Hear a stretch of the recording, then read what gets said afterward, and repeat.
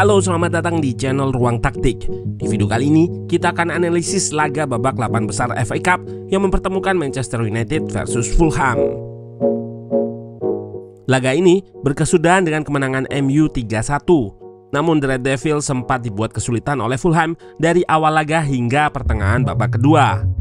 Sebelum akhirnya, dua pemain Fulham yaitu Willian dan Mitrovic di kartu merah karena dua alasan yang berbeda.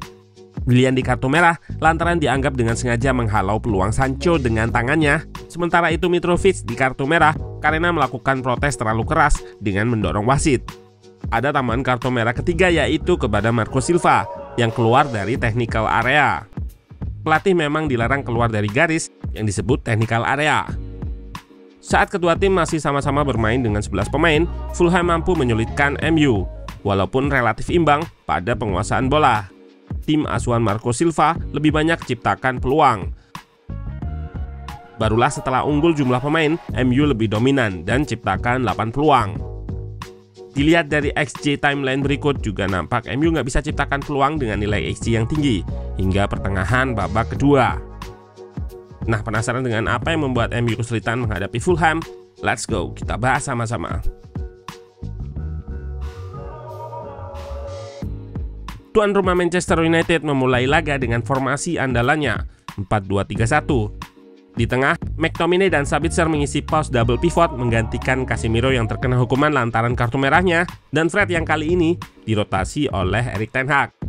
Dan susunan pemain di depan nggak banyak berubah. Hanya Sancho yang kali ini starter mengisi posisi sayap kanan.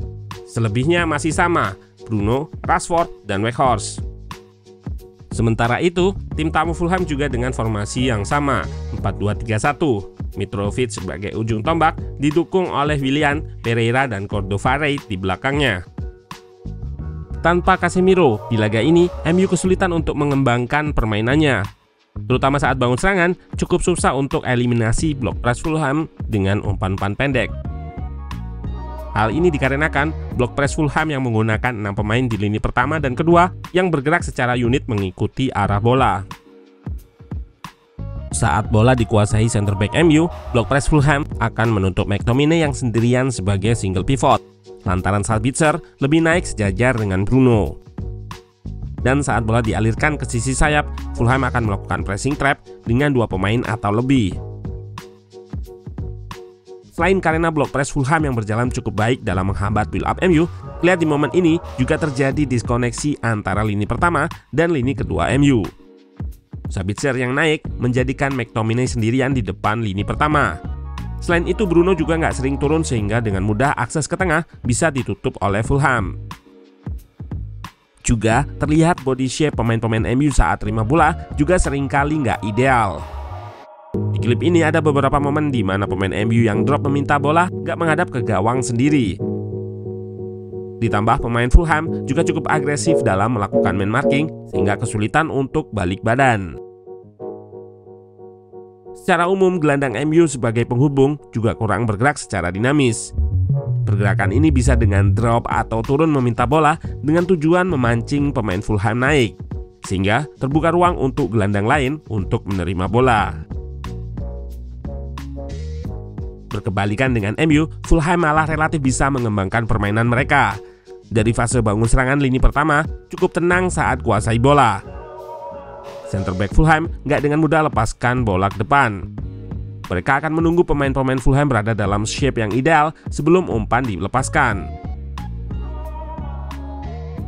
Saat nggak ada opsi passing di dekatnya, center back Fulham juga memiliki composure atau ketenangan untuk bisa melewati pressure MU. Terlihat di klip ini, lini pertama build up Fulham melakukan sirkulasi di belakang, menunggu pergerakan pemain di lini depan sebelum melepaskan umpan.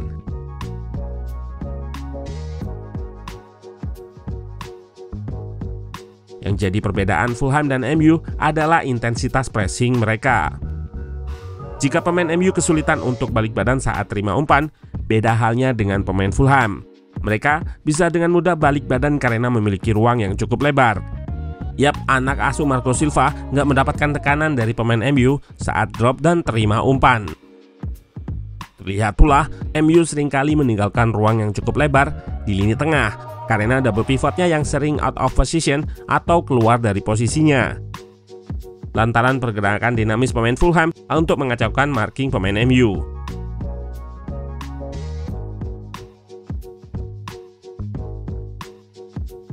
Fulham yang lebih banyak ciptakan peluang di babak pertama akhirnya pecah kebuntuan di awal babak kedua melalui skema corner kick. Issa Diop yang menerima umpan crossing dari Pereira memantulkan bola ke sisi jauh dan langsung disambar oleh Mitrovic. Di momen gol ini, terlihat dua pemain MU yaitu Martinez dan Luke Shaw terlambat untuk mengantisipasi pergerakan Diop dan Mitrovic.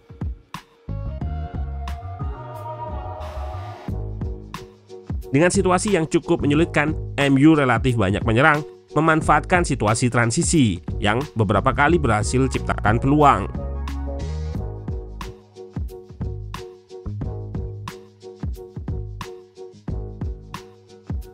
Pun begitu, Fulham juga telah menyiapkan skema untuk hentikan counter attack MU. Saat serangan gagal, pemain Fulham langsung menerapkan counter press untuk putus serangan balik.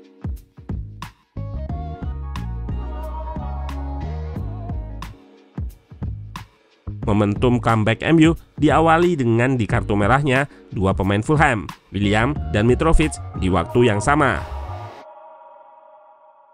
Willian di kartu merah karena menghalau tembakan Sancho dengan tangannya. Momen ini berawal dari situasi transisi. Terlihat di sini Maguire cukup cermat mengarahkan clearance-nya ke Bruno di area terbuka. Fulham hanya menyisakan Robinson di belakang. Sancho yang menerima bola berhasil mengecoh dua pemain sebelum melepaskan tembakan yang dihalau Willian dengan tangannya. Meskipun berdalih nggak sengaja, tapi bisa dilihat dalam tayangan ulang, ada ayunan ke arah bola dari Willian. Gol penyama kedudukan dicetak oleh Bruno dari titik putih, 1-1. Kehilangan dua pemain jelas langsung memberikan efek bagi Fulham. Nggak berselang lama, langsung kebobolan lagi. Kali ini terlihat mulai banyak ruang di pertahanan yang memudahkan MU untuk lakukan switch ke sisi kiri. Di kiri, bek kanan Fulham berada dalam situasi 2 versus 1. Luke Shaw dengan overlapnya berhasil berikan assist kepada Sabitzer di depan gawang Fulham, setelah sebelumnya melakukan kombinasi yang apik dengan Sancho. Dan di akhir laga, MU menutup kemenangannya dengan 1 gol tambahan. Lagi-lagi kembali terlihat space yang sangat lebar di area pertahanan Fulham yang bisa dimanfaatkan oleh Fred guna menerima bola dan balik badan. Lanjut, ia memberikan umpan kepada Bruno yang bebas di sisi kanan karena fullback Fulham terikat oleh Wan-Bissaka. Bruno tanpa gangguan lepaskan shot keras yang nggak bisa dihalau oleh Bernardo. MU memang mampu menang pada laga ini, namun masih ada masalah di fase build up atau bangun serangan dari bawah, terutama menggunakan umpan-umpan pendek. Sepeninggal Eriksen memang sudah nampak masalahnya. Ditambah tanpa Casemiro yang meskipun bukan tipikal gelandang dengan dribble bagus, ia punya akurasi umpan jauh yang baik. Sabitzer di Bayern pun juga sama, ada Kimmich di belakangnya sehingga ia lebih naik, seperti pada laga ini. So, masalah build up ini juga yang bikin Ten Hag gak begitu bermain possession, sehingga ketika di ranking, MU berada di peringkat 6 dalam rata possession.